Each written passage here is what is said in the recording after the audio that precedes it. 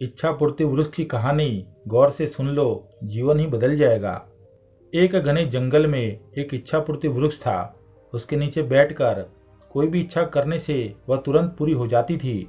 यह बात बहुत कम लोग जानते थे, क्योंकि उस घने जंगल में जाने की कोई हिम्मत ही नहीं करता था।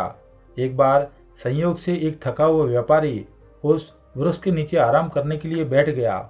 उसे पता ही नहीं चला कि कब उसकी नींद लग गई। जागते ही उसे बहुत भूख लगी।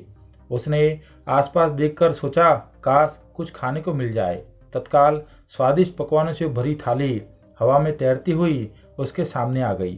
व्यापारी ने भरपेट खाना खाया और भूख शांत होने के बाद सोचने लगा, काश कुछ पीने को मिल जाए। तत्काल उसके सामने हवा में तैरते हुए अनेक शरबत आ गए। शरबत पीने के बाद वह आराम से बैठकर सोचने लगा, कहीं मैं सपना तो नहीं देख रहा हूँ। हवा में से खाना पानी प्रकट होते पहले कभी नहीं देखा, नहीं सुना। जरूर इस पेड़ पर कोई भूत रहता है जो मुझे खिला पिलाकर मुझे खा लेगा। ऐसा सोचते ही तत्काल उसके सामने एक भूत आया और उसे खा गया। इस प्रसंग से आप यह सीख सकते हैं कि हमारा मस्तिष्क ही इच्छा पूर्ति वृक्ष है, और आप जिस चीज़ की प्रबल कामना करेंगे वह आपको अवश्य मिलेगी। अधिकांश लोगों को जीवन में बुरी चीज़ें इसलिए मिलती है क्योंकि वे बुरी चीज़ों की ही कामना करते हैं। इंसान ज़्यादातर समय सोचता है कि कहीं बारिश में भीगने से मैं बीमार न हो जाऊं, और वह बीमार हो जाता है। इंसान सोचता है मेरी किस्मत ही खराब है, और उसकी किस्मत सचमुच खराब हो जाती है। इस तरह आप देखेंगे कि आपका अवचेतन मन इच्छा पूर्ति वृक्ष की तरह आपकी इच्छाओं को ईमानदारी से पूर्ण करता है।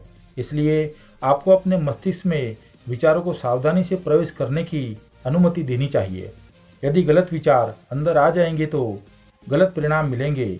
विचारों पर काबू रखना ही अपने जीवन पर काबू करने का रहस्य है। आपके विचारों से ही आपका जीवन या तो स्वर्ग बनता है या नरक। उनकी बदौलत ही आपका जीवन सुखमय या दुखमय बनता है।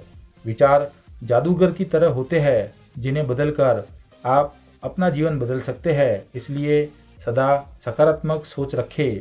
आपका दिन मंगलमय हो।